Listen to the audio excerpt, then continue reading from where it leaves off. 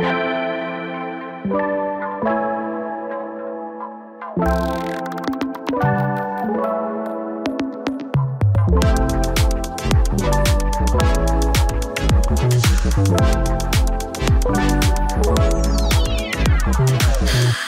live. Like, what's that guy? What's his name? He used to be on Fox News. He was a news reporter, right? Yeah. Yeah, and he like had that freak I out. could see him. Bill O'Reilly. That's what his name was. Shit. We're doing a Bill O'Reilly right now. Fuck it, we're doing it live. But we have our clothes on. So we have a great final episode of 2023. How was your 2023? It was good. I don't really remember it. It was so wild. Because you didn't have like a Spotify Wrapped for your... No, I did. It was just really surprising. I was thinking about your Spotify Wrapped actually a couple days ago. Because on his, like, Taylor Swift was like number 5. And shouldn't have been But he's never listened to her like on his own, I don't think. I haven't. But I realized that our Alexa is linked to your Spotify. And when you're not here, okay. I play her. That makes sense. And so, yeah, I only realized that the other day because I was like, it's not like I go on his phone and like I have my own Spotify. No, but when we drive together, you'll put her on. But only when I'm driving and I use my phone. It has to be the Alexa, and I've done it a bunch, so I'm gonna stick with that. we could probably ask her how many times I've played Taylor Swift, maybe. Would you know Alexa? That? Would you know that? I don't think Alexa's that smart. Well, she should be. She's probably listening to me right now. Fuck. She probably is. Okay. Anyway, we're here. Yeah. We got a really great episode. Oh, also, I just want to say my 2023 was great. Yeah? It was a good one? Yeah. I feel like nothing crazy happened. Like, it's just we kinda got like together in year. January. We moved in together. That's true. Forgot about that. Like, you're here with me right now. Yeah, but I was here with you before. Nothing's changed. No, but that has been really nice. And we just signed another lease for our place. Mm-hmm. Because it's feeling really homey. Yeah. And I really like it. Yeah, it's a good place. Yeah. So that was good. How was your 2023? My 2023 was crazy, it felt like. You went through so many changes. I feel like this was a really good year for you. It's a very transformative year for me. Yeah. Yeah. Yeah. And especially as it pertains to just like all the belly button stuff. It's just, you know, continuing the podcast, continuing to make content, continuing to like meet people in the community. It's been very exciting. And I don't know. I feel like the more time that passes, I feel like our community actually isn't that small, you know? So yeah, that's a major positive to me. Yeah. We made friends with our neighbors. Yeah, we did. Yeah. Yeah. Shout out to our neighbors. Yeah. You will not be listening. Yeah. Yeah, they live downstairs and one oh my God. apartment over. We had plans to like hang out yesterday and then you ditched us for better plans. Okay, I had a friend I hadn't seen in 15 years called me up and was like, hey, come out, meet us right now. There was another friend that I hadn't seen in that long as well hanging out. So I was like, all right, let's do this. I have like 2 hours before my other commitment. Cool. I get there. We're having a blast. I call you and I'm like, would you be mad if I stayed until, Which, you know? have I ever? No, but you know, people but I say appreciate that, you and called me. I appreciate that you called me. Yeah. Anyway, I'm just giving out a hard time. But so it was time to go over. So I grabbed your old VR headset because you just got a new one. Yeah. And I brought it over, and it was really fun. But then when I was coming back up, I'm waiting for the elevator, and I'm like holding like the VR headset and like my keys and my phone and like the little hand things. Yeah. And the door opens, and I go, oh. And because it's packed. It's packed with a family that was holding like blankets and pillows. Oh, really? And they were all just standing there silently. And so Were you in pajamas? No, I was in a sweatshirt and sweatpants. Yeah. But I got in and I'm just like holding all my stuff like a crazy woman. But then they're also all just standing there like silently. And it was packed. I had to like squeeze in. But thankfully I was just going up one floor. Yeah. So it was good. I just thought it was funny. Yeah. I want to talk about Among Us because that was actually really fun. This is her first time really diving into VR, so, you know. And I'm also just not a game person in general. Like, you know, I felt like a little kid, like, walking downstairs with my little VR headset and my sweats. And I was like, hey guys, I'm here playing. Yeah. And, But I love that we have, like, friends that we could play VR with now. Yeah. Like, I think that's really cool. And we don't have to be in the same room. Yeah. Like, that's the coolest thing. No, I played Among Us, and I didn't know how to play. But it's pretty simple. Like, as soon as it started, like, because I understand what the game's about. Yeah. And as soon as it starts, like, I'm the imposter, or like I'm one of two. And you have no idea how to kill people. And I have no, but I'm not even thinking about that because everybody's just in the common room with the button. Yeah. And everybody's like 10 years old. And I start talking, and everybody just turns and starts crowding around me and is asking me all these questions. The main one being, how old are you? And I say I'm 48. And everyone's like, whoa, grandma, grandma, grandma. And it's like echoing. It's just like, grandma, grandma, grandma, wow. And this kid keeps threatening to go pee. And it's just like, it's crazy. But anyway, the game starts and I'm just walking around to rooms. I feel like I've heard that you have jobs in this game. There are tasks that need to be done. Okay, I saw no tasks. So I was just walking around. Yeah. But two people were following me, a white and a red. Yeah. And then the white one leaves. Turns out he died. I didn't know, but he stopped following me. Oh, got you. And I forgot there was one more imposter. The red one's just following me. And I get in this room and I'm like, I need to just kill him. This is perfect. And so I scan around the room real quick to see if I'm alone. And I'm also trying to figure out really quickly, like, because I can't ask, like, you know, how do I kill you? Our neighbor, even though we're in the same room, because everybody can hear me. Yeah. you're like, I have this guy alone. How do I kill him? But so I scan real quick and I'm like, okay, I'm alone. I got to do it really quickly. And so I just swipe my hand at him and it cuts him in half. And then I hear, oh, I am so sorry. It was yellow. Like, that was my neighbor who was like in the same room as me. But I got confused because he's also red. So when I was scanning, I saw red and I was like, oh, I'm good. But he was just standing right there. And then we come back to the common room and it was like, and everybody's like, oh, it's yellow, it's yellow. And I'm like, it's not me. And then I go to white, who's there, and I think the other red one was there too, because like you don't leave the game. Yeah. And I was like, you guys were following me around the entire time. I'm like, it wasn't me. And they're like, and I'm like, guys, I'm 48 years old. Like, I don't even know what I'm doing right now. And they're like, and I like convinced them for like a second. Like, I ended up like changing their minds for like a second. And I was like, I did it. Stupid 10-year-olds, I did it. Well, we got a great episode for you. No, it's really great. The girl that we interview, I don't know, it's like, to me, it was so different. Like, well, I mean, that's what intrigued me about her. It was like refreshing talking to her. Yeah. She had a different take than I've heard, you know. Yes. Than I've heard, and it was nice to be able to talk to her and like ask her questions about it. And she was like just really nice. Yeah. Yeah, and she's like really well spoken. And we're going to hop into that interview now, but please stick around at the end. We have a few recordings that were sent in by people in the community. And thank you guys for sending something in, to everybody who sent something in like through the year. It's been incredible, like hearing your voices. It's been the best part. Yeah, it's honestly my favorite part of this whole podcast is like receiving a new recording and just like hearing you guys open up, some of you for the very first time. I really hope that's not coming through the mic. To that person who asked me for like indigestion videos, what did he ask for? Like stomach rumbling? Yeah, that's like... You're welcome. Continue. I don't even know what is that?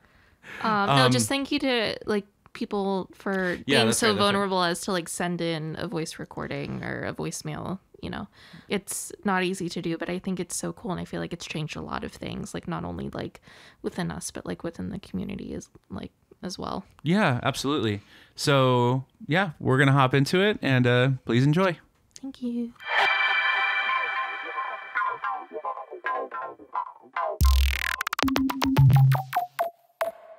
So today, got a really exciting guest.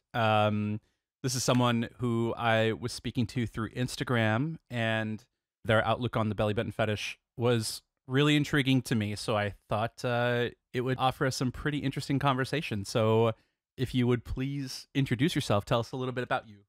Hi. So I know we talked a while back, and I honestly can't remember exactly what I shared with you already. So sorry if I'm going to end up repeating myself a little bit. All good. I guess, belly buttons have been an area of interest for me for a long time. Like I remember. And sorry, just real quick, I want to make sure that we're clear on kind of like the ground rules in terms of what you're comfortable with, because obviously it'll make conversation awkward if we don't have a way to address you. So whether you want to use a fake name or your username or something, like how do you want to go about that? Thank you for asking. You can call me Elizabeth. It's not my real name, but I'll go by that for this. Okay, because obviously we have to put something in the title of the podcast of who we're talking to. So I'll just say Elizabeth then. Okay, cool. So sorry, go ahead and continue.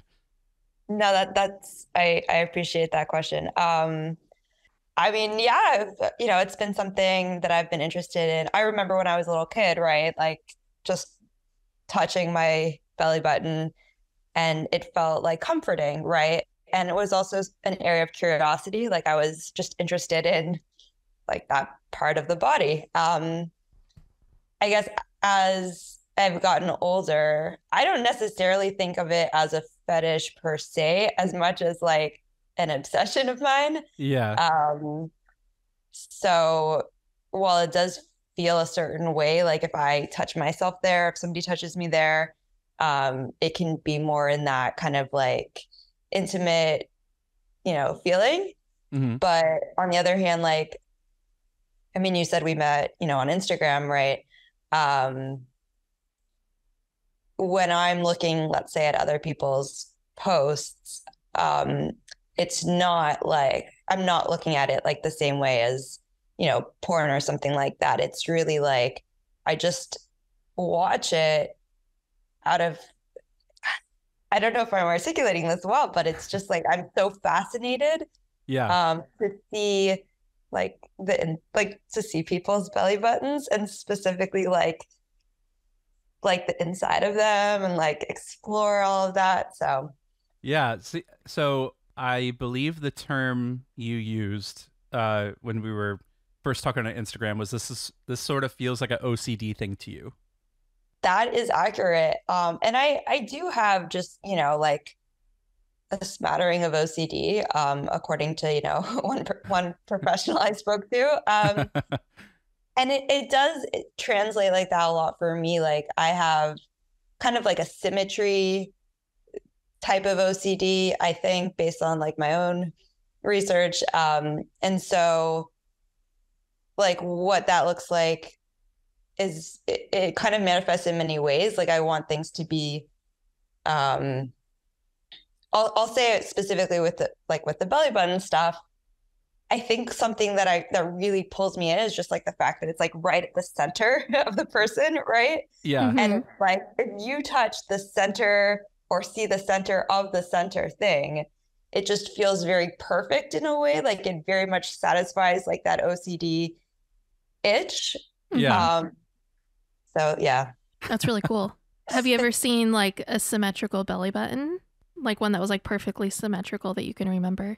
That's an interesting question. I'm sure I have, but what I should say is it doesn't necessarily like need to be symmetrical in order for me to be fascinated. Like it's really more about, I want to see, okay, it's going to sound so weird to say this, like, but like, for instance, right, you guys have posted some videos, and like, I'm a fan of, your content. There's some like close-up stuff, right, that you've shared, and just to see like what is like explore, like, I don't know how to say it, like what is hidden and can be revealed. Yes. And then like, and then I would want to do it again though. Like, I don't think it's the kind of itch that like vanishes. You know what I mean? Like it, I don't know how to say it. It's like you're on to the next thing. Like right when that first itch is scratched, you have a brand new itch and you have to see something else. Is that kind of how you're putting it? Yeah, kind of. Or just even like I would watch the same thing more than once, more than twice, right? Like it's just so fascinating. Like I'm just to it. And again, it's like not like a masturbatory thing for you. It's literally like you're watching it and it is like you can't take your eyes off it. It's like just this mental like pleasing fixation in different ways. Yes, exactly. So yeah, besides OCD, I remember you mentioning like the mystery of it, and I kind of like asked you a little bit more about that. What do you tend to lean towards, like a deeper, more cavernous belly button, or something that is more intricate with like lots of folds in it? I would say the second thing that you said. So like more intricate, more folds, like, yeah. Okay. But having said that, I should clarify, like I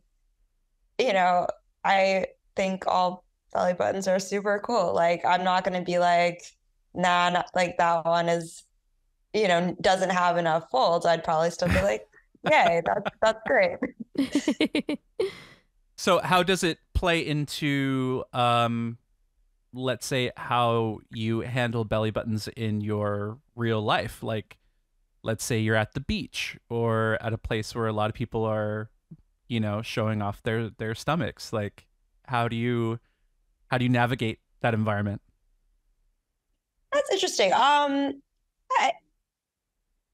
It's fine. I mean, I wouldn't say that I have a strong reaction. I might notice, but I'm able to like, go about my day, or I'm not going up to people. I wouldn't say I have such a strong reaction to like that sort of situation. What about looking at them in the first place? Like if you notice somebody out of the corner of your eye, or you got like a brief glimpse of, let's say, somebody who's like facing away from you, and you're about to walk past them, like do you find it like almost compulsive that you have to turn around and sneak a peek, or can you like can your brain relax and can you get it under control and just walk by and not feel the urge to look? That's interesting. I want to be like as accurate as I can, but honestly, that I can't. I think I can walk by without the urge to look, but like it hasn't happened in a sec, so I can't say with 100% certainty, but that's what I think. Sure. Do you have any like early memories of all this? Like, is this how you were when you were like a young child and stuff like that? Like, how does that all play out? So, I mean, I remember one time as a kid, like seeing a woman and you could see that she had like a belly button ring. I didn't know her. This was just like I was out and about. And I remember that specifically. I think it left an impression on me, like trying to think like what stood out. I think it looked cool, but it was also kind of like revealing in a way. And I come from more of like a buttoned up environment originally. So like I think that stood out to me, like just the ability to be free like that and like show off and just be expressive, and that, yeah, I think that caught my attention. But I'm pretty sure even before that point, like I was probably touching my own belly button, like as a kind of soothing, thing. Yeah. So can you break down a little bit more what you mean by buttoned up? Like what was that family dynamic like? Was there like a religious aspect to it, or? Yeah, there was a religious aspect. So there was just a lot of like the standard attire was more conservative and like, lots of clothes as opposed to. You didn't come from like Amish country, did you? No. Oh, that would have been so cool. I know we would have gone off on a whole new topic if you said yes. I think they're so interesting. But no, it's interesting that you bring up that religious aspect because we haven't released this episode yet, but the episode that comes out before yours, that's exactly what we dove into with her. You know, she came from a Catholic family, you know, extremely religious family, and she has what she calls her Catholic guilt that still kind of plays into accepting her fetish and also like revealing that to her partner and, you know, whatnot. So yeah, I was just curious. That's super interesting. Yeah, I mean, I'm excited to listen to that episode, but I wonder if, I mean, is that a trend? Like, sorry, I shouldn't be asking you guys the questions, but like, I would be curious to see if that's a trend, like in this community, right? Of there being like some element of early repression resulting in like finding different, like not classically sexualized parts of the body as like more of a turn on. Oh, yeah. I mean, it has to be, though. Like, that makes sense. You know, you can't, yeah, you like turn to other parts of the body that are least obvious so that you don't get caught. Yeah, you know? I remember Elizabeth putting it that way, like in one of our early Instagram conversations that, you know, the repression and or I don't know if repression's the right word, but like sexual activity, self-pleasure, that type of stuff was probably frowned upon and not openly discussed in the family. Is that fair to say? That's correct. Yeah. And like I didn't have really much privacy either growing up. And I can't recall maybe more than like 2 instances in my whole childhood where like any conversation about sex or sexuality came up. Like in my family, and the times that it did, it was very like undercover, like nothing was being spoken about openly. It was all in like coded messages that I was meant to interpret. So yeah, absolutely. I think that's right. I think that maybe like in a way I was turning to something that felt good, that was available. Like I don't remember if I shared this with you, but like there's other kind of just like really nice, you know, pleasurable touches that also I like just kind of like touching the arm, for example, right? It feels really nice. It's comforting. It's not a sexual thing, but it's like available. And then there's also for me like an OCD symmetry thing that plays into that. Like I like that kind of a touch in like a very specific spot. But I think that just like the belly button maybe is a little bit more intimate. Yeah, like when I was younger, I had this obsession with touching the center of my elbow crease, kind of pinching the exact center of like the webs between my fingers. I always had this thing about poking my fingernail into like the center of my palm and like finding that exact center point. I've done that my entire life, but when I was a child, like I did that constantly. And Thank you for, oh, sorry. Yeah. No, go on. I just wanted to like relate to that because like same. Yeah, I don't know what to attribute it to. I mean, I've been diagnosed with ADHD and it's kind of manifested itself in certain ways in my life, but that was always a thing I can remember doing when I was younger. So, and do you mind if I ask, like, do you also have a bit of is it religious or other type of background that similar? No. And by the way, feel free to ask as many questions as you want. This is like an open conversation.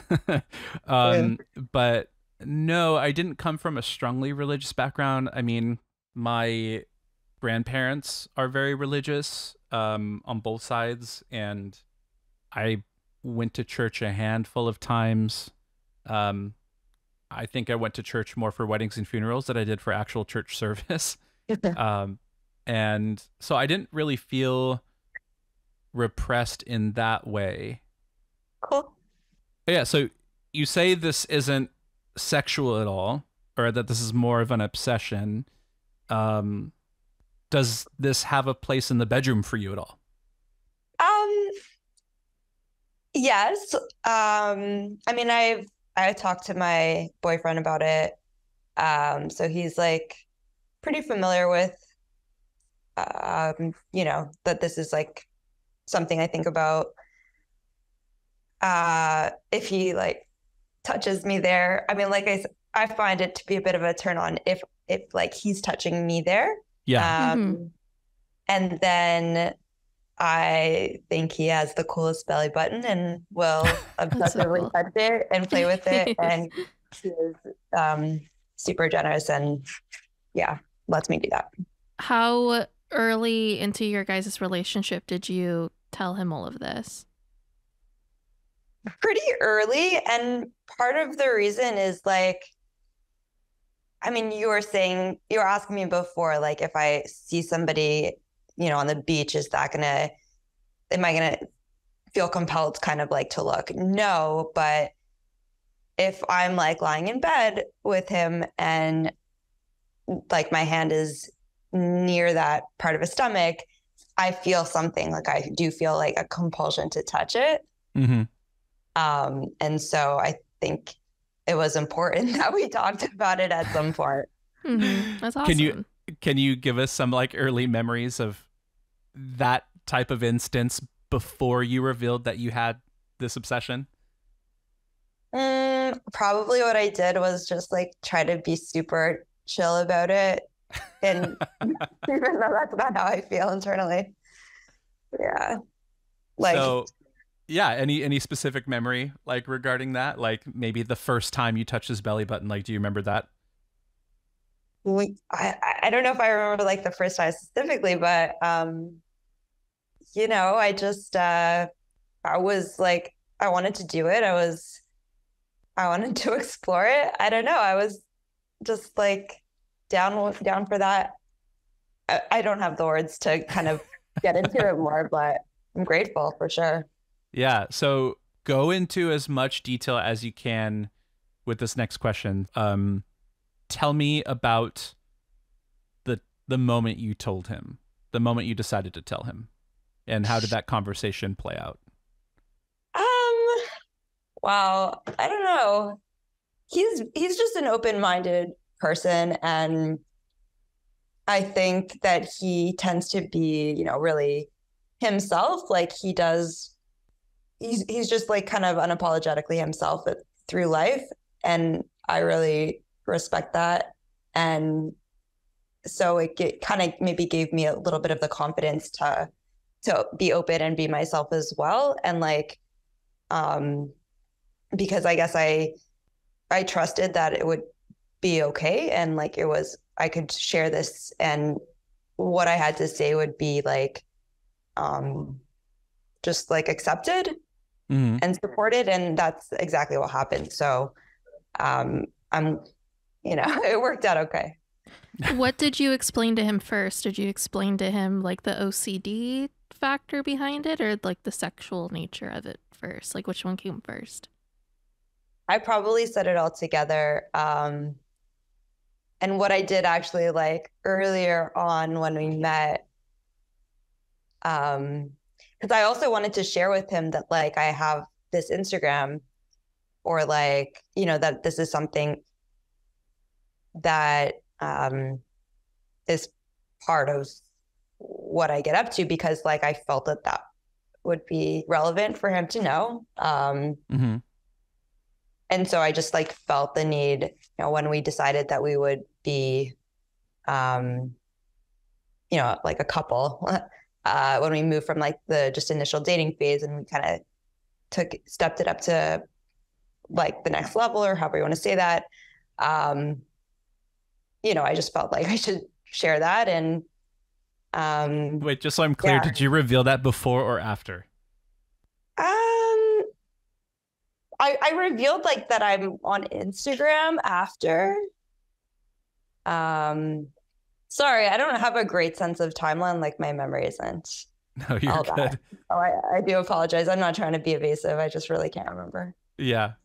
So what was his, I mean, you must remember like what his initial reaction was like, right? How did he respond to it? Chill. He's just very chill, right? He just, okay, like, that's great. Like you're, you're you, and that's cool. And like just being super supportive. He said that, he's down for me to play with his belly button as much as I want. And Yeah, it just made me feel really comfortable. That's really cool.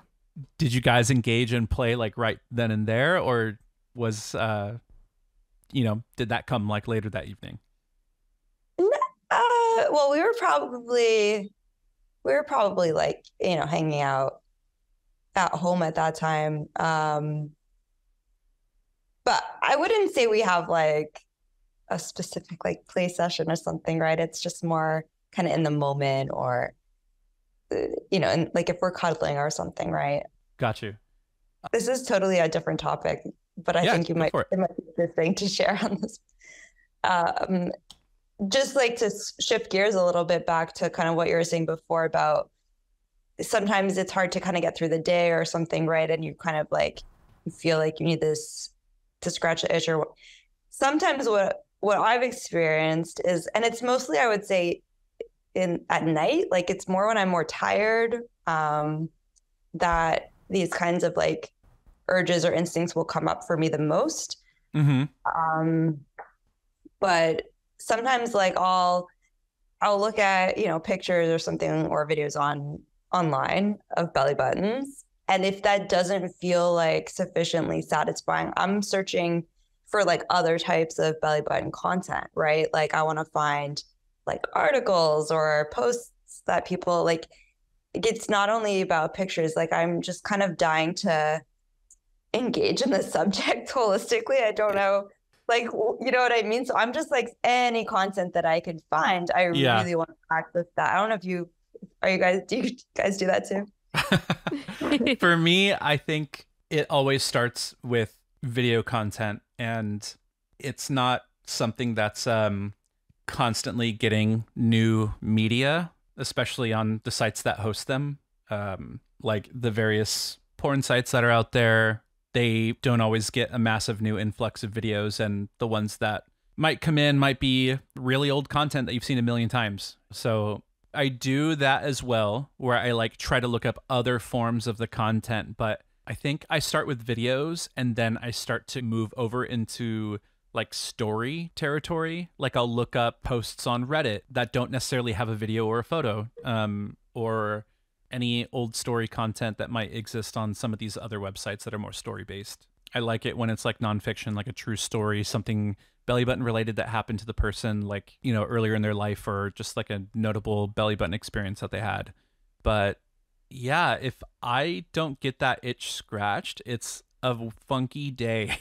Is it like a sexual itch that you feel, or do you just have to, like, I don't know if that made sense. Like, is it like that, or is it just like you just have to look it up?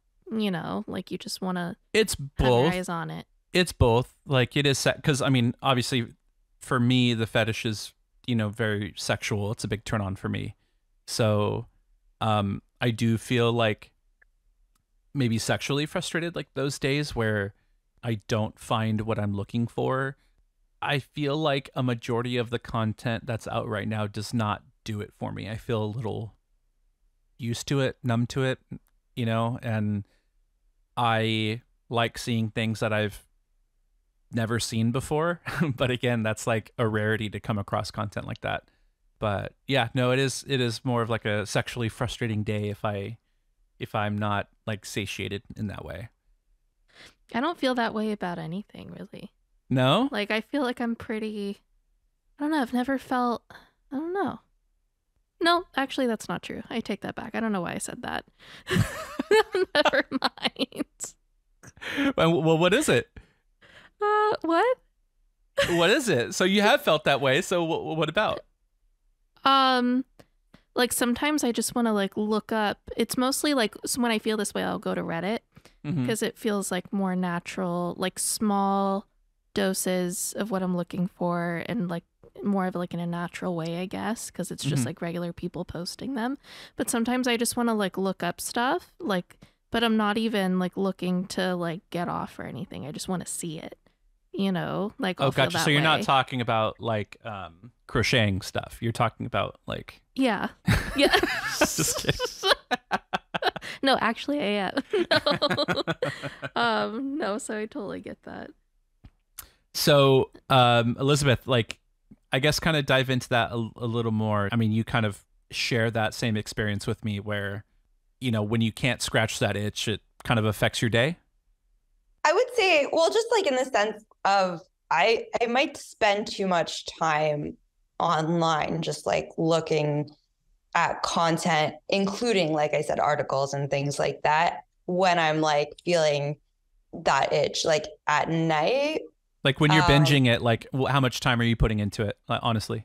Honestly, I don't know. It could be a few hours for sure. Like, which I don't know. It's a lot of time, right? But you know, I think actually that's how I ended up finding out about your podcast, because I was searching for like, I don't think I found you on Instagram first. I think I saw your podcast, and then through that I connected to your IG. Like, I was pretty stoked to see that that was a thing, right? Like that there's a podcast about it, because I'm like, what other types of content are out there, right? So yeah, I thought that was really dope. Like Quora is another place that has people posting all stories, although I don't know if they're real, of course, but yeah, I mean, I would say that a majority of them are not real. Like, especially when Yahoo Questions or Yahoo Answers was a big thing. God, there were so many people doing like fetish mining, you know, like pretending to be so and so that had this experience. Like, oh, my boyfriend has a belly button fetish. What do I do about this? Like, how should I play with this belly button? You know, and it's like such an eye roll. You know that this isn't a real person posting this. So yeah, I always take that stuff with a grain of salt. Yeah, it seems kind of, a lot of them did seem unrealistic to me, but at the same time, I'm like, okay, there's other people out there who are thinking about this enough that they would go and post this. So that's cool. There's a community, right? I mean, to me, that's one of the cool things about like Instagram, right? Is that it's just knowing that actually a lot of people are kind of in that same headspace. Yeah. And kind of back to your boyfriend, like, was he the first significant other that you told? No. And has this been something that you haven't really been afraid to share with your significant others? Like, you feel like you've always gotten to that point of trust with them? Yeah, I mean, in recent years, yes. But when you were younger, that was something that you held close to the chest? Well, yeah. I mean, when I was younger, I mean, I would like to think that I've just evolved as a individual over the years, right? When I was younger, I was very shy. Like this conversation that we're all having now would never have happened. Like, but also even just like on a way more minor scale, like I was somebody who wasn't really comfortable talking, like, you know, in school, or I barely talked to people I knew quite well. Like I was just very, intimidated or socially anxious, you know, all of that stuff, insecure. So none of this would have come up in, you know, when I was in early relationships either, just because I wasn't a person who felt comfortable sharing, like being that vulnerable in general, right? At that point. When did you notice that shift? Like, was there something that just went off in your brain that like made you say like, okay, like I'm gonna start like opening up and just like being more true to myself? I think it was a gradual process. There have been like significant moments or like interactions that have definitely influenced it a lot over the years. Like certain people, like one person I dated early on just like helped me feel really comfortable talking more, like just in general, kind of developing that vocabulary. Like I didn't really feel practiced in having like casual conversations with people. So that was just really helpful because he was that just came naturally to him. So I picked up on that a little bit and started to practice that. And then, I mean, just kind of, I'm just trying to think about, I mean, I've just, you know, as you get older, right, you just kind of become more yourself and realize that other people's opinions are less important to you than your opinions of yourself, right? Like at the end of the day, we can't make everybody happy. And if we have to choose it, maybe we choose ourselves sometimes, right? and you know, there are other little like mottos to live by like that have helped me along the way, and like meeting people who've gone through kind of similar journeys and taking some good advice. Like one thing that a friend shared back in the day that stood out was like,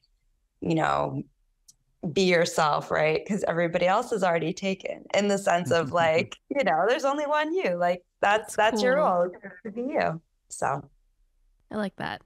I gotta borrow that. Yeah. I mean, that being said, like, can you talk about the first time you ever revealed this to somebody? I'm gonna have to think back a moment. Yeah.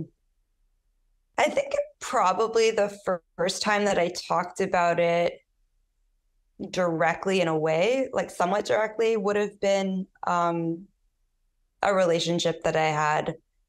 And I don't know that I even went into nearly as much detail as I'm sharing during, on this podcast, but I think I probably said something like, I like to, it's fun for me to touch you here. And when you touch me here, it feels great.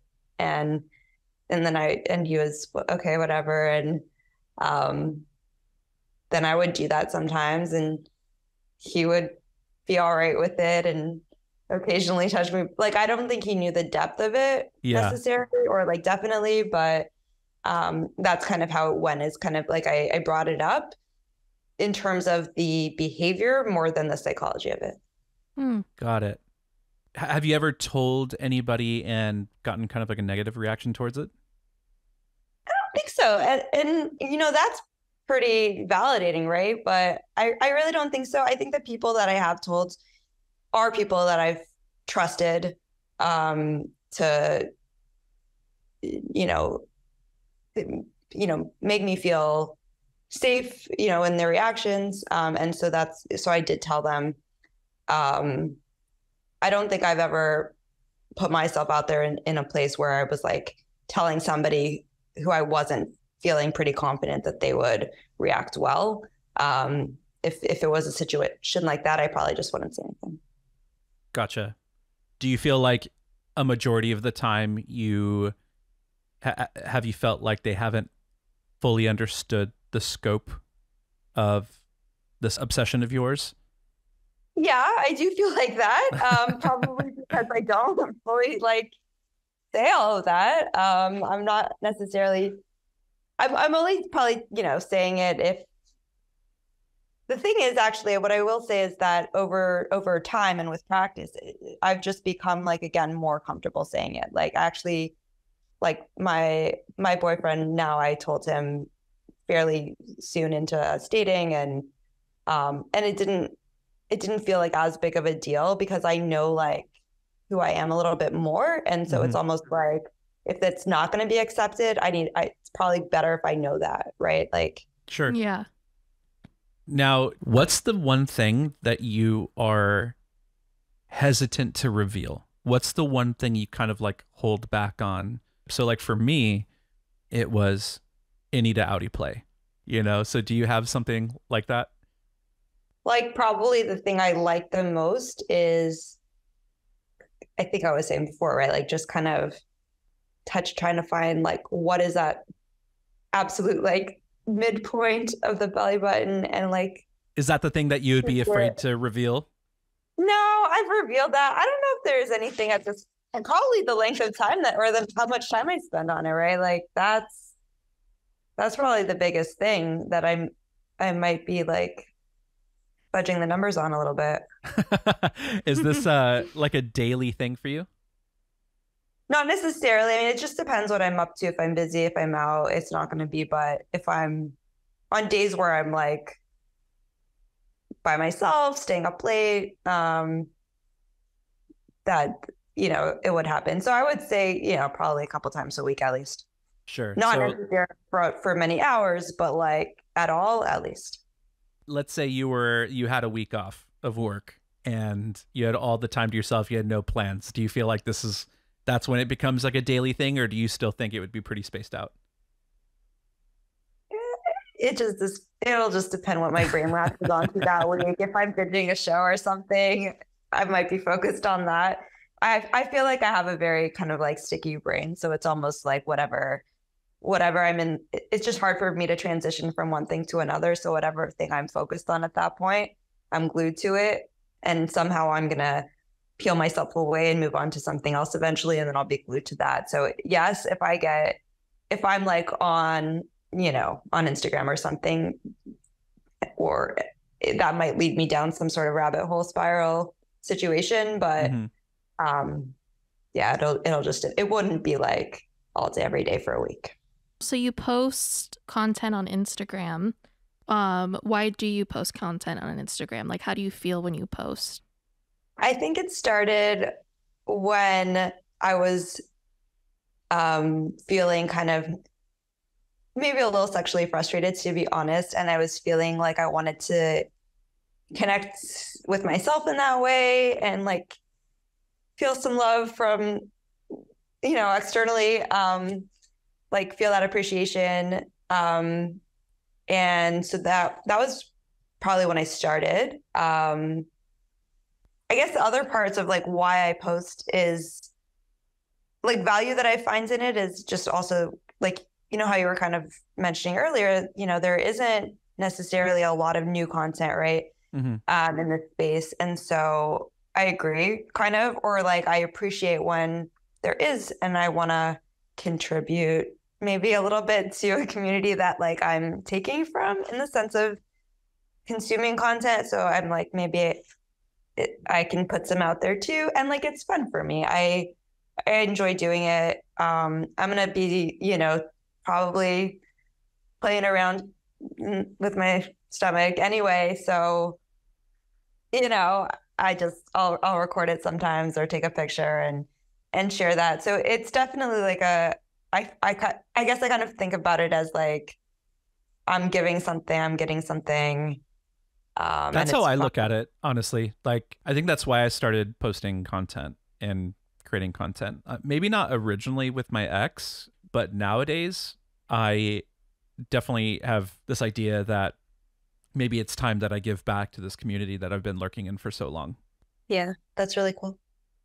So I think we're coming to the end of this. I am curious about a couple things. I've just kind of like these last few questions. So one is, when you do belly button play, like, are you fingers only? Do you like to use tools? What type of belly button play do you like to engage in, whether it be with a partner or like playing with yourself?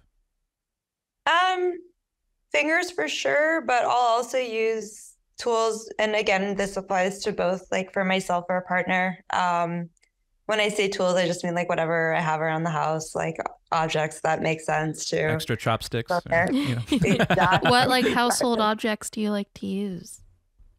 I don't know, like I could use a pen or Q-tip or like a comb or, just like any kind of sort of pointy, but not too sharp. Like I'm not looking to cause any damage, but I just like want to get that. There's like I don't know, that sensation where it kind of, it's almost like like hitting a nerve and it feels a certain way. So anything that kind of create that, or just to like open up the belly button and look inside. Do you have any tools like that, like a speculum or anything to explore a little bit easier than, pens? I don't have it anymore, but I had at one point bought a speculum when I learned of its existence from somebody else's Instagram account. So. That's cool. And what is your preferred method of play on yourself? Like, again, whether it be your own hands or somebody else's hands, like what do you prefer to feel? I guess I want it to feel like not painful, but I do want to feel something. It's really a fine balance, I guess, between like the level of pressure is a fine balance. And it's almost weird. It's like sometimes, let's say I would poke myself there, and it'll be like I'll get the feeling that I'm looking for, but then I'll want to stop because I'm worried and don't want to like lose my sensitivity at all. Like, you think you're gonna wear it out? Yeah. I don't know if that's a thing, but that's what's here. So because I want to keep it going. Yeah. I always think about that when I think about someone getting a surgery where they have to go in through the belly button. I think like, especially if someone who's like really sensitive and it's like a really positive, like, you know, pleasurable feeling for them. Like how shitty would that be if they just like go in, you know, they snip that nerve, you never get to get that connection back, and then you lose it forever. Like that's just something that I always think about. That would be so traumatizing, right? To not feel that. Actually, I'll comment on that because I actually have had a surgery of that kind, and it didn't. You can rest assured that didn't impact it. It changed the shape of my belly button a little bit, just a little bit.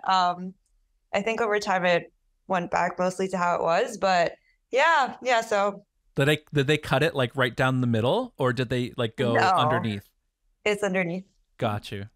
Yeah, dude, just like a fear of mine. Like the feeling in my belly button isn't like super, super intense. Like I'm kind of the same way where I need pressure and almost a pinch down there to really feel that nerve like being engaged. But I don't know, to lose that would kind of change everything for me. Mm-hmm. Yeah. Is it the same for you? So yeah, like I like when it's poked like center down, like super deep. I feel it like down there. I get two different kind of pleasure feelings. Like I also like when it's just lightly touched towards the top. And I guess like if I were to lose feeling of it through like a surgery, I could still like enjoy that part. But yeah, like the more deep would be bad. Yeah, I used to have my nipples pierced, and that was a fear of mine when I had that. I know that's not a surgery, but that's probably like the closest thing I can relate to it. I was worried that I would lose, sensation on that part of my body, and I did not. I thought I would a little bit, and I didn't. So I thought that was really interesting. Yeah, that is. Yeah, so when we engage in belly button play, like I will say I do poke her belly button like quite hard, and I mean, I feel like that's what you ask for when we do play together. It sucks because I really like it, but then it ruins it for like a few week. Days. Yeah. And so it's tough. It's like I know I'm gonna like enjoy this, and then I'm gonna lose it for a while. Yeah. Yeah, but no, that's my favorite. I like it harder. So my final question is, I would say, what's your like greatest belly button fantasy, if you have one? I know this isn't so much of a sexual thing for you, but you did say that it is a small percentage of how belly buttons exist in your life. So do you have any type of belly button fantasy that you could share? Like a sexual fantasy specifically? It doesn't have to be sexual, but just like ultimately you have a belly button, multiple belly buttons in front of you. Like, what is the dream?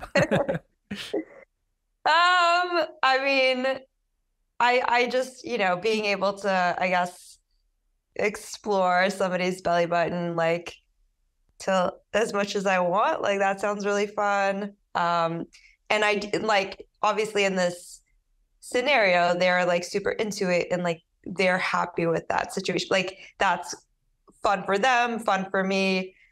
Everybody's, like, into it, right? Rather than, like, you being the only one getting something out of it. Yeah, like ideally they're having so much fun too. So that would be the ideal scenario. Got you. I thought you were going to be like 10 fingers, 10 belly buttons. Let's go.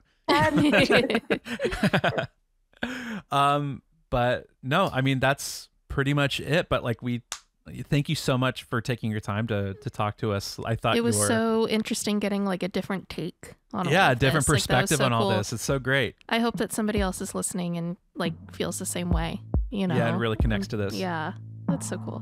Definitely. Thank you guys so much. It was fun. Of course. We'll talk to you soon.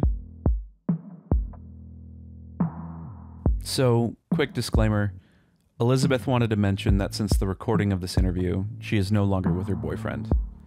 We're really sorry to hear that, and we're wishing you all the best in the new year.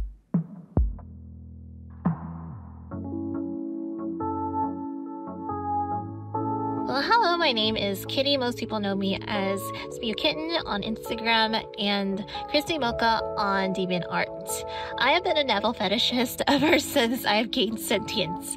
I speculate that I got my fetish because of the 90s fashion at the time and being super enamored by really pretty women and their exposed stomachs, and I found them always cute and adorable. On a very surface level analysis of my fetish, I think that it more so comes out of the feelings that derive from being touched in that region, and also the aesthetically pleasing visage that I can deduct from taking in one's stomach. Regarding aesthetic preferences, I do prefer slim toned bellies on any types of gender, but mostly on femboys and on women. Now, the types of things that I enjoy being done on a stomach. Now, I might end up talking for hours upon this topic. However, I am going to keep it short. I mostly prefer girl. I like sci-fi, fantasy, abstract experimentation, or I don't want to mention a lot of things. But of course, the cute, vanilla-esque type of naval play as well, I do enjoy the most, especially in real life, because guru and bugging is not happening in real life. I don't want to die.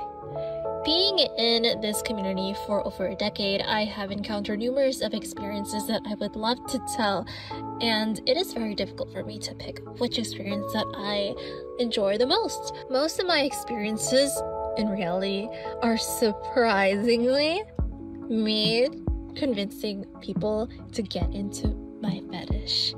My tactics into persuading them to get into this culture was exposing them to the most attractive types of content that was produced in this community, and also giving them an attractive appeal for myself. I think one of my favorite experiences was this belly roleplay that I had at some guy's house, where he strapped me onto a bed. He strapped me onto a bed, and he pretended to be a yandere serial killer.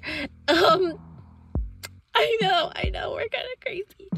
He pretended to be a yandere serial killer, and he pointed knives on me while I was blindfolded, and he would circle the knife around my stomach and stabby.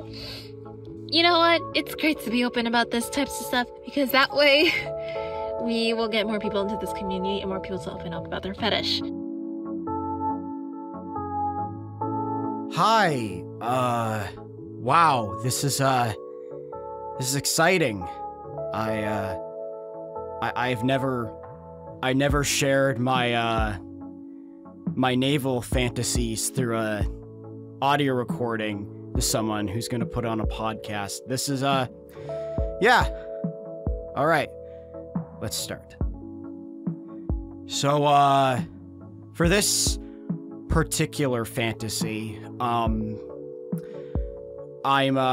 with a guy or girl. It doesn't really matter what gender the other person is. I'm cool with either. And, they lead me to their bed, or maybe it's my bed, wherever I choose to stay with them for the night or not. And go on the bed. I'm spread out, spread eagle. They tie my arms and my legs to the bed frame. It's probably going to be their place if they have a bed frame. I don't have one. Well, I do have one, but it's not like... it's not normal. Once they do that, they softly lay next to me. They like rubbing my stomach. Still, I'm a chubby guy. They're like rubbing my stomach. It's still covered by whatever shirt I'm wearing, whether it be like a button-up shirt or a normal t-shirt. And then they begin to slowly lift it up or unbutton it, slowly revealing my belly button. And whether they leave it just peeking out, my navel just peeking out, or it's like my entire belly is shown. Either way, it's good. It's fine. Then next they softly poke it. Maybe they're a little rough with their poking, like really like swirling their finger around, maybe like pushing on it hard. Whatever. They're playing with it with their index finger. It's lovely. I like it. And then next they put their face over my stomach, and then they like put their hands on my stomach, and then they kiss and rub all over it, but avoiding my navel for now. And then next, they kiss it. They kiss my navel, whether it be a long or deep kiss. And then next they suck on it. Suck on my navel. It's nice. It feels really good. And then after that, they stick their tongue in. They swirl their tongue around, and that's probably gonna be the best part if it ever happens. And then whatever happens next, up to them. Whether they like continue to kiss or suck or tongue my navel or anything like that. Maybe they bring out a few like tools to play with it further, like a pencil, but they're using whatever side of it to play with. I think they would use the eraser side. Yeah, probably prefer them using the eraser side of it. And other maybe a needle. I don't know. I don't mind my navel getting pierced a little bit. And I think that's about. Oh wait, maybe they like bring some kind of suction thing to make it a forced outie, and then play with it in like newer ways. That would be cool. Yeah, whatever happens next is up to the person playing with me, and it would be nice either way. Thank you for having this recording on the podcast. Really, really nice that there's like a podcast to like share a fetish like this. Thank you. Goodbye. Hello there. Firstly, I want to state I'm a fan of the podcast, and I feel like you guys do a great job showcasing the fetish and talking about it in a very natural way. So maybe someday this will be the rule and we will not be seen as outcasts. I'm from Brazil, and although it's a tropical country where belly buttons are everywhere to be seen, people just don't talk about it in a sexual way. On the contrary, they tend to think it's something gross and weird to be considered as a fetish or an erogenous zone. Which is ironic, I know, so that's why I've always tried to look abroad for belly button content and people who share the fetish to talk about this. I've been doing this since the late 90s actually, and I'm almost 41 years old now. I wanted to share my story of how I got into belly buttons because stories and experiences involving them always fascinated me, and it's usually the first thing I ask to someone who's got the fetish. Here it goes. One of my earliest memories as a person is when I was around 4 years old and I found out I had an outie belly button, and I thought it was really ugly and weird. I saw everyone else with innies and I thought that what belly buttons were supposed to look like. So I was always checking them out like some of my cousins to see how they look and feel. And mine was a protruding little ball, and I was really self-conscious about it because people would mock me for it.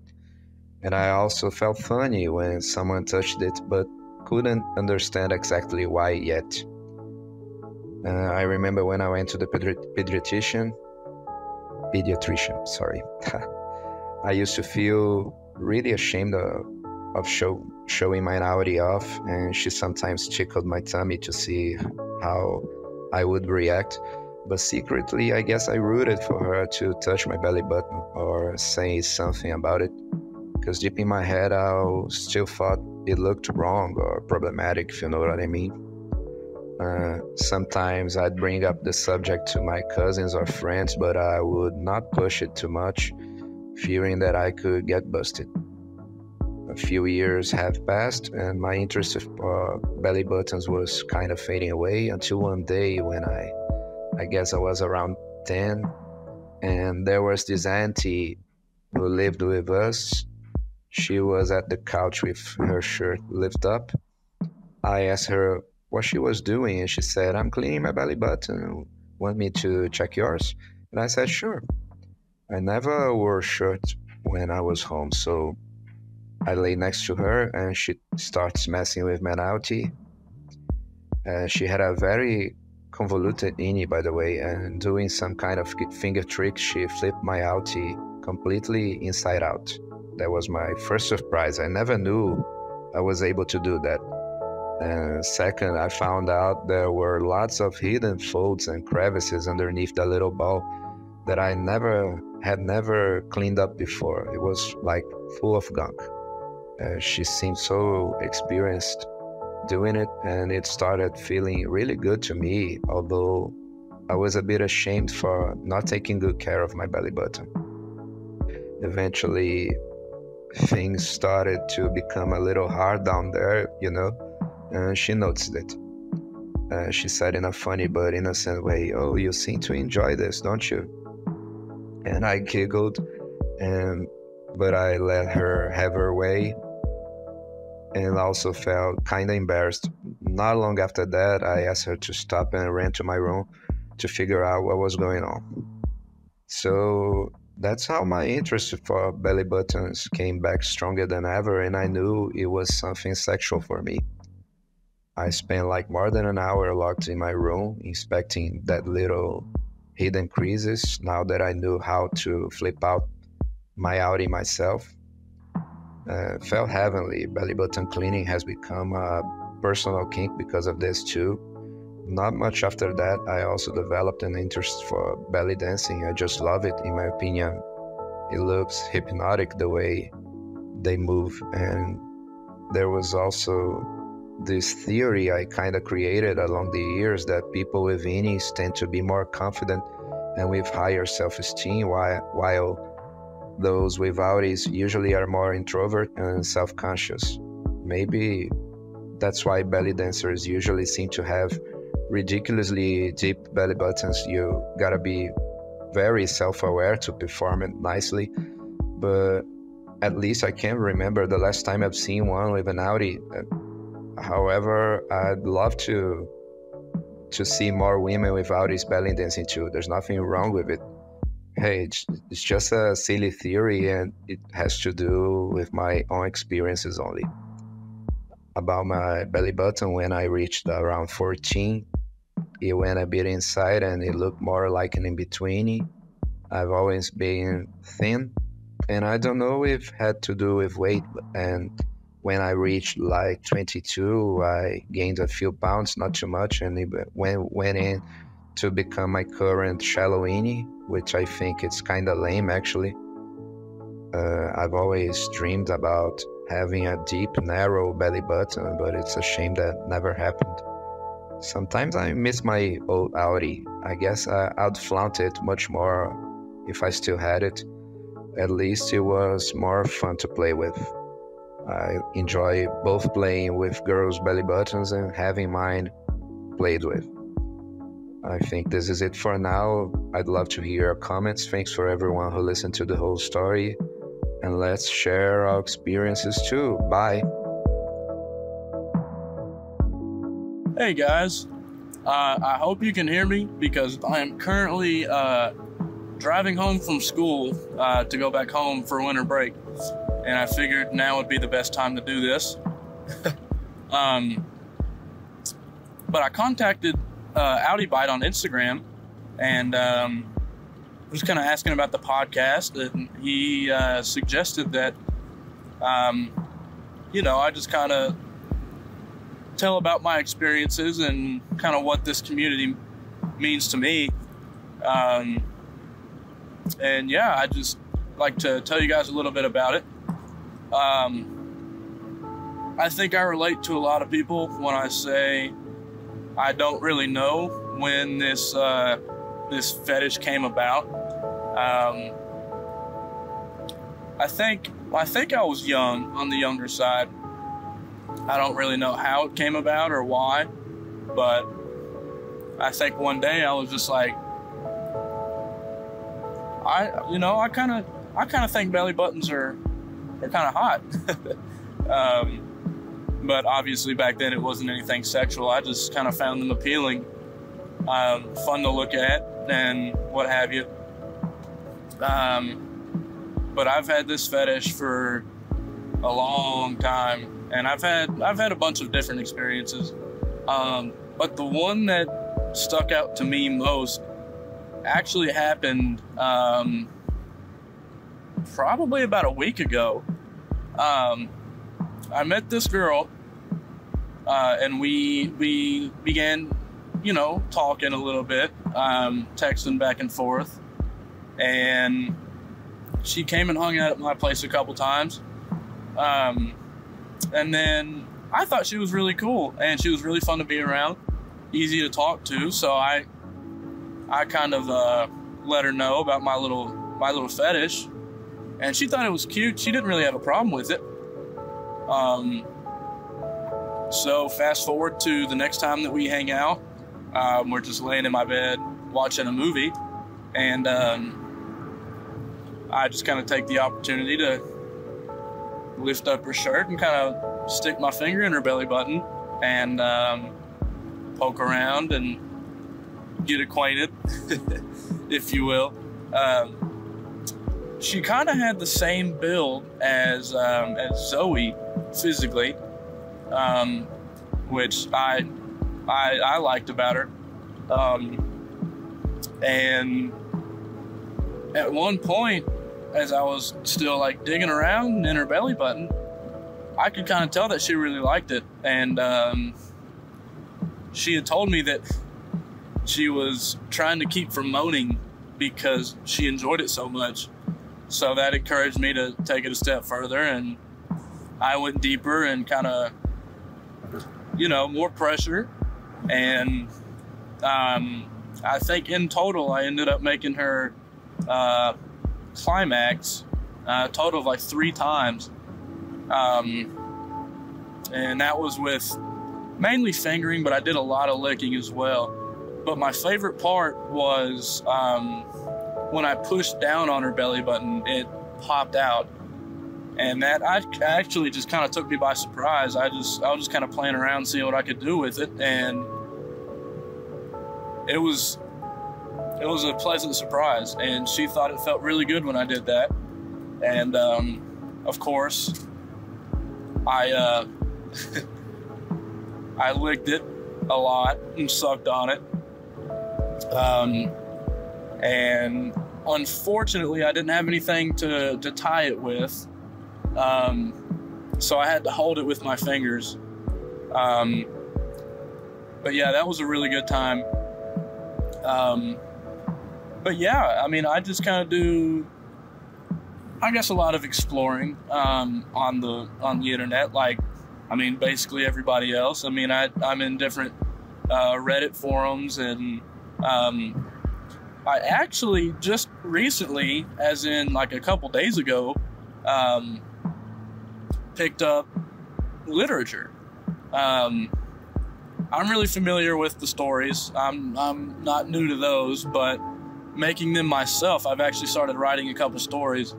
And I'm no author by any means, but I kind of write what I would personally like to read, and it just kind of turns me on to do that, and it's really freeing. It's just really fun to put my thoughts on paper and just kind of imagine it all in my head. But yeah, I've been listening to your all's podcast, and it really helps me get through my cardio sessions. I love listening to you guys while I'm on the treadmill. just talking about different experiences, having different people on the show, and listening to them and see what they have to say. And it's really fun. Personally, though, I am kind of loose with telling people about my fetish. Like, I've told, a few different girls within like a week of talking to them, just so they're not extremely, weirded out and like, what's this guy doing when I, start playing with their belly button. But I really haven't had any negative experiences. I've had a couple girls who didn't really care to have, their belly buttons touched, and that was perfectly fine. It didn't ruin anything, just like respecting their boundaries. But yeah, I don't really know what else to say. I mean, without telling you all about my personal life. But yeah, I'm really big in this community, and I love talking to people about it, which it's really hard to find anybody really with the same fetish without, going online or doing something like that. But yeah, guys, just listen and maybe get back with me if you feel so inclined. I'll definitely continue to listen to the podcast. Actually, I'll probably turn on a podcast right after I finish up with this, just to listen to it on my drive home. It's about 2 hours. But yeah, I hope you guys have a wonderful day, and thank you for your time, for listening, and bye-bye.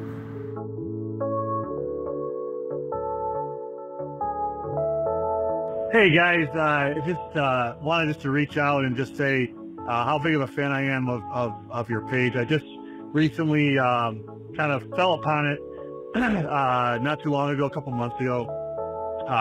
This is something this belly button fetish has been something that I've had my entire life, honestly, since I was a little kid, and it's been pretty tough trying to kind of fulfill, I guess, that fetish. It's just such a random fetish, and it's hard to find people who are interested in what what I'm interested in, what you guys are interested in, and I just wanted to say, honestly, thank you for putting this together. It makes me feel a little bit more normal, I guess you could say, and I haven't really had the ability to express this fetish really with anyone. I've had a couple of meetups with people. I prefer women's navel over a man, but I do enjoy a man's navel as well. But I'm not able to do the things that you've shown in your videos, which I've seen and I've bought.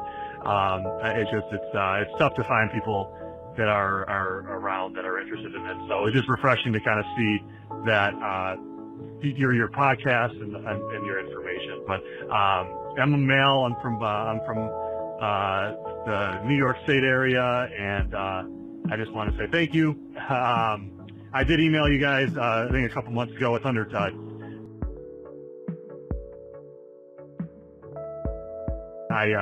I just wanted to reach out via phone, just because I just noticed that you guys had the ability to take voicemail. So I know you guys are super busy. I don't expect really anything back. I just wanted to reach out to you guys and say thank you. And if you have any tips of how to meet people who are interested in this fetish, I guess that would be great. I'm looking to kind of explore kind of the videos that you guys do with like the suction and all that fun stuff. So yeah, so I just wanted to reach out and say thank you guys. I appreciate what you do, and yeah, I did send you guys an email. So if you wanted to contact me back, I guess you can do it that way. But I don't expect you guys to. But thank you guys for everything. I appreciate it. Have a great holiday. Bye-bye.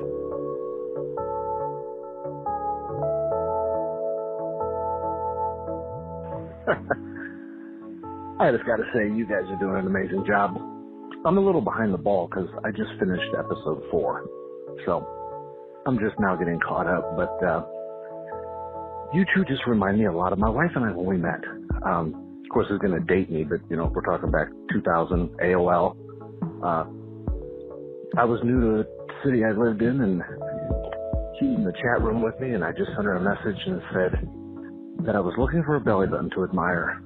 And it is 2 months ago we celebrated our 21st wedding anniversary, but it's just nice to hear somebody who's had this experience their whole life and have dealt with the shame and the embarrassment and hiding it and stuff, and then on the other side, listening to somebody who's completely new to this and just learning what they like about it and just learning that this has been a part of them. So anyway, just wanted to thank you guys. It's been amazing listening to you. Like I said, only on episode 4, so I've got some catching up to do, but thanks again.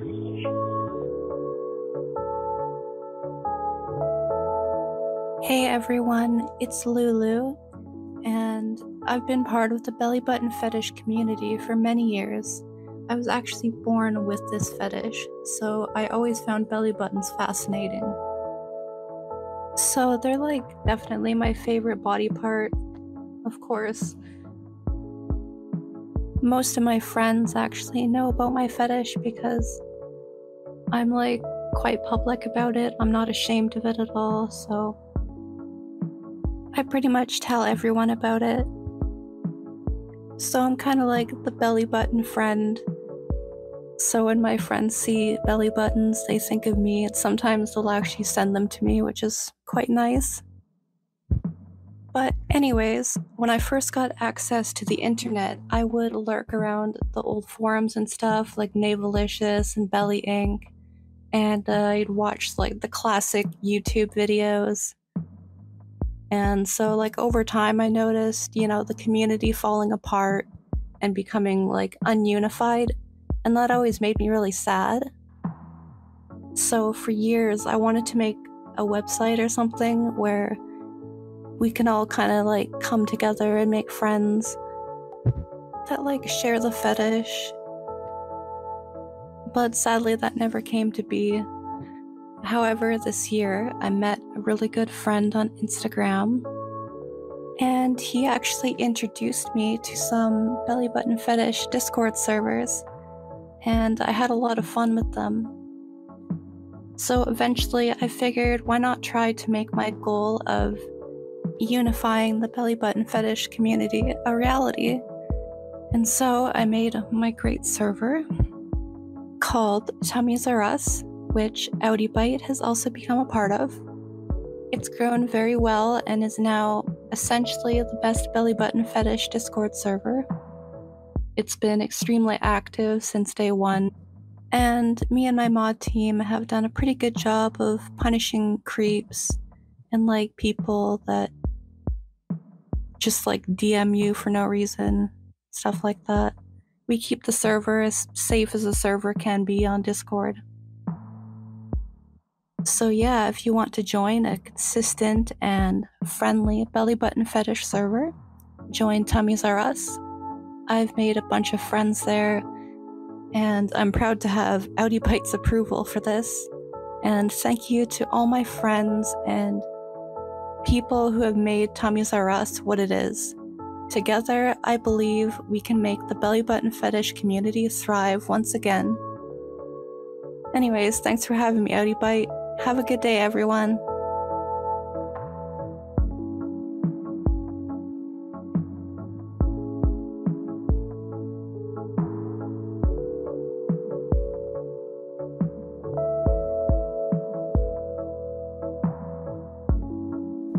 Just as Lulu said, Tummies Are Us is a thriving Discord server.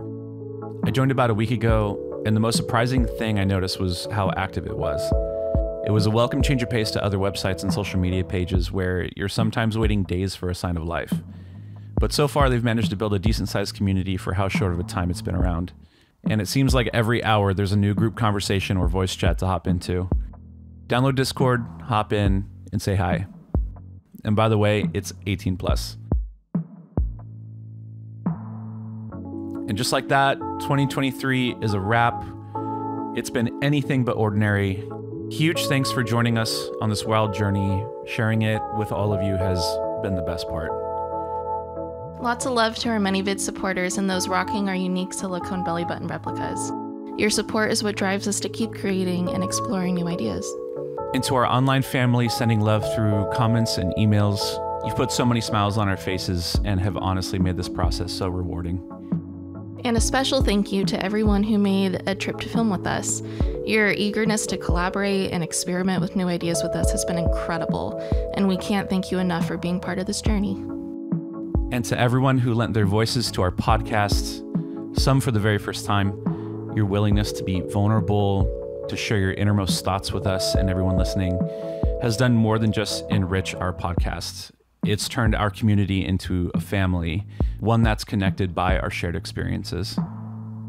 So, here's to the new friendships we made, to embracing vulnerability, to the challenges we've overcome, and to the ongoing journey of self-acceptance and growth. Happy New Year, everybody.